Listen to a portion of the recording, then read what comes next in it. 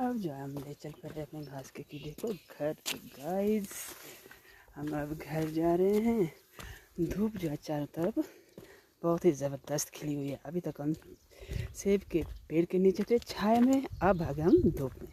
धूप इतनी सारी कि गर्मी से बुरा हाल।